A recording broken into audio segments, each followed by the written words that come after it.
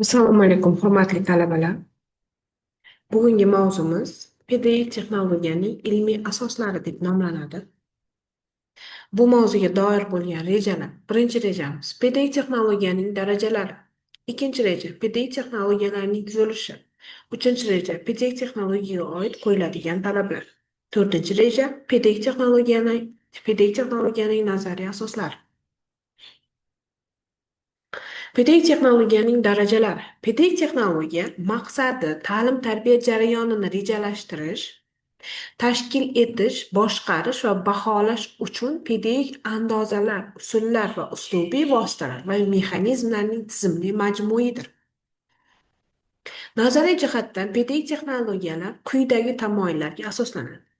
Texnologik, umumiy pedagogik, ikkinchi nomi umumiy didaktik, xususiy metodik, fanga oid, lokal, modul. Texnologik daraja bu pedagogik texnologiyaning eng yuqori bosqichi bo'lib, ta'lim jarayonini to'liq tizimlashtirish, aniq algoritmlash va qayta takrorlanuvchi reproduktiv shaklda tashkil etishni anglatadi. Unda o'quv maqsadlari, mazmun, metod va vositalar, baholash mezonlari bosqichma-bosqich ishlab chiqilib, yagona texnologik paket sifatida amaliyotga joriy qilinadi. Oddiy qilib aytganda, texnologik daraja bu ta'lim jarayonining tayyor dasturiy loyihasi. U o'qituvchi va talaba uchun aniq yo'riqnoma bo'lib xizmat qiladi. Texnologik daraja. Bu daraja O'zbekistonda ta'lim jarayonini standartlashtirish va moda tizimiga o'tkazish orqali amalga oshirilmoqda. Masalan, milliy o'quv dasturlari barcha fanlar bo'yicha ta'lim maqsadlari va kompetensiyalari aniq belgilangan. Baholash tizimi. Maktablarda 5 ballikdan voz kechilib, bosqichma-bosqich kriterial baholash, diagnostik, formativ va summativ joriy qilinmoqda. Raqamli ta'lim platformalari EduMarket, Kundalik, EduPage, oliy ta'limda Moodle, Zionet resurslari texnologik paket sifatida ishlatiladi. Umumiy pedagogik daraja, ya'ni umumiy didaktik daraja. Umumiy pedagogik daraja bu pedagogik texnologiyaning o'quv jarayonini umumiy tamoyillar va didaktik qonuniyatlar asosida tashkil etish bosqichidir. Ushbu darajada ta'lim jarayonining umumiy modeli belgilanadi. Maqsad qo'yish, mazmun tanlash, o'qitish metodlari va shakllarini tanlash, baholash strategiyalarini ishlab chiqish. Umumiy pedagogik daraja O'zbekistonda bu daraja davlat ta'lim standartlari va umumiy didaktik tamoyil asosida shakllangan. Ta'lim prinsiplari milliy qadriyatlarga asoslanish, ilmiylik, uzluksizlik va izchillik, demokratiklik. O'qitish metodlari muammoli ta'lim, interfaol metodlar, aqliy hujum, klaster, insert, akvarium kabi metodlar. Amaliyot. O'zbekiston Respublikasi Prezidentining farmonlari asosida STEM ta'limni rivojlantirish, informatika va robototexnika yo'nalishlari keng joriy qilish umumiy pedagogik darajadagi siyosiy qaror sifatida qabul qilindi. Fakt: 2018-yildan buyon O'zbekistonda STEM ta'lim markazlari faoliyat yuritmoqda. Bu markazlarda matematika, fizika, kimyo va informatika fanlari integratsiyalashgan holda o'qitiladi. Xususiy metodik daraja bu pedagogik texnologiyaning aniq fan yoki o'quv predmeti bo'yicha qo'llanilishidir. Ya'ni ma'lum bir fanni o'qitishda o'quvchilarni bilim, ko'nik va malakalar bilan qurollantirish uchun ishlab chiqiladigan metodlar, usullar va vositalar tizimidir. Masalan, ona tili fanida matn ustida ishlash, diktant yozdirish, so'z boyligini oshirish metodikasi. Matematika fanida masalalarni yechish bosqichlari, misollarni ko'rgazmali vositalar yordamida tushuntirish metodikasi. Lokal modulli daraja. Lokal modulli daraja pedagogik texnologiyaning ma'lum bir bo'lim, mavzu yoki dars jarayonida qo'llaniladigan darajasidir. Bu darajada texnologiya o'quv jarayonining kichik bo'lagi, alohida mavzu, bo'lim yoki modul doirasida qo'llaniladi. Unda o'quv maqsadlari aniq belgilanadi va qisqa muddat ichida natija olish ko'zlanadi. Lokal modulli daraja matematika fanida kurslarni qo'shish va ayirish mavzusini modulli texnologiya asosida o'qitish, ona tilida so'z turkumlari bo'limi uchun modulli dars ishlab chiqish, tarix fanida Temuriylar davri moduli bo'yicha topshiriqlar tizimi yaratish, xususiy metodik daraja butun fan bo'yicha texnologiyani qamrab olsa, lokal modulli daraja esa faqat bitta mavzu yoki bo'lim bilan chegaralanadi. Pedagogic texnologiya fani uchun tuzilma masalasi juda muhim.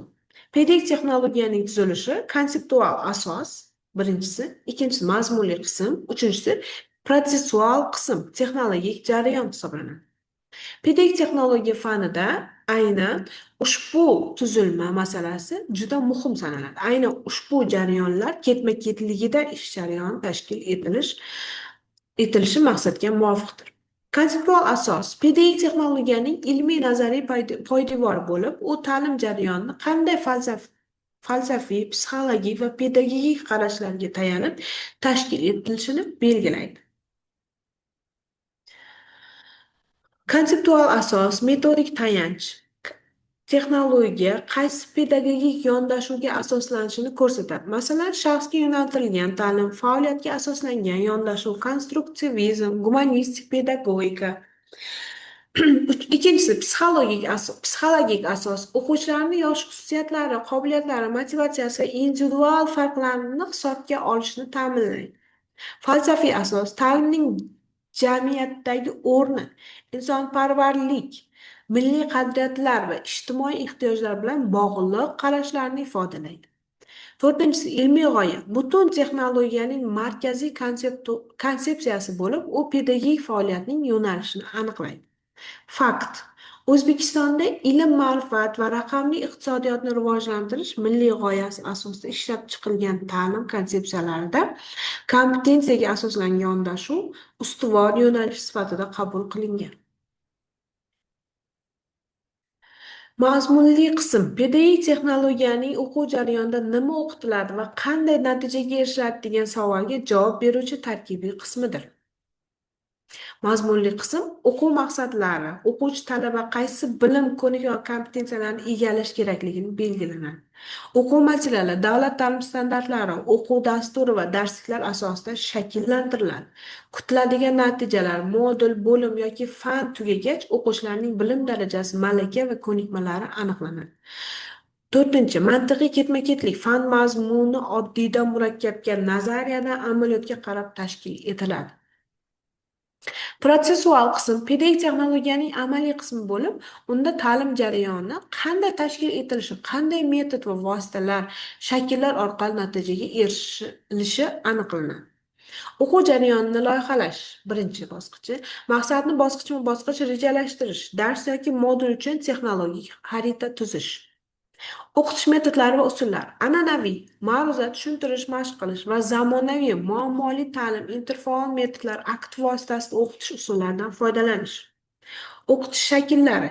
Individual, guruhli, jamoaviy, masofaviy va modulli ta'lim shakllari. Vositalar va resurslar. Darslik, ko'rgazmali qurollar, multimedia, elektron platformalar, Moodle, Zionet, Edmodo va hokazolar. Nazorat va baholash. Joriy, oraliq va yakuniy nazorat. Reyting, test, loyiha, portfolio kuzatuv kabi baholash usullaridan foydalanadi. Pedagogik texnologiyaga qo'yiladigan talablar. Pedagogik texnologiyaga qo'yiladigan talablar bu har qanday ta'lim texnologiyasining ilmiy va amaliy jihatdan samarali bo'lishi uchun bajarilishi zarur bo'lgan me'yorlardir. Pedagogika ilmida quyidagi asosiy talablar e'tirof etiladi. Tizimlilik, boshqaruvlik, samaradorlik va ishlab chiqish. Pedagogik texnologiyaga qo'yiladigan talablar. Tizimlilik talabi. Pedagogik texnologiyaga yaxlit tizim sifatida qaralishi kerak. Uning barcha elementlari maqsad, mazmun, metod, vosita, shakl, natija o'zaro bog'liq bo'lib ishlaydi. Har bir element boshqa qismlar bilan uyg'unlashmasa, ta'lim samarador bo'lmaydi. O'zbekistonda misol, davlat ta'lim standarti, o'quv dasturi, darslik, texnologik xarita, baholash mezoni. Bular tizimli ravishda ishlab chiqiladi. Pedagogik texnologiyaga qo'yiladigan talablar. Boshqaruvlilik talabi. Texnologiya o'qituvchi tomonidan nazorat qilinishi, rejalashtirilishi va kerak bo'lsa tuzatib borilishi mumkin bo'lishi lozim. Boshqaruvlilik darsi jarayoni monitoring olish, baholash va tezkor o'zgarish kiritish imkonini beradi. Misol, o'qituvchi elektron kundalik yoki reyting tizimi orqali talabalar bilan bilimini boshqarib boradi. Pedagogik texnologiyaga qo'yiladigan talablarning samaradorlik talabi. Pedagogik texnologiyaga aniq natija berishi kerak. O'quvchi belgilangan kompetensiyalarni egallashi, bilim, ko'nik va malakalarni shakllantirishi lozim. Samaradorlik natijasi o'rganadigan va isbotlanadigan bo'lishi kerak. Misol, PISA xalqaro baholashda o'quvchilar savodxonligi ko'tarilish samaradorlik ko'rsatkichi sifatida qaraladi. Pedagogik texnologiyaga qo'yiladigan talablar ishlab chiqarishda. Pedagogik texnologiya bir necha pedagog tomonidan turli sharoitlarda ham qo'llanilishi mumkin bo'lishi kerak. U standartlashtirilgan va takrorlanadigan bo'lishi zarur. Bu talab texnologiyani individual emas, balki umumiy foydalanish uchun moslashtirishni nazarda tutadi. Misol, modulli o'qitish texnologiyasi O'zbekistondagi barcha oliy ta'lim muassasalarida takroran qo'llanilmoqda. Bugungi mavzu ma'lumotlar shulardan iborat edi. Xayr, salomat bo'ling.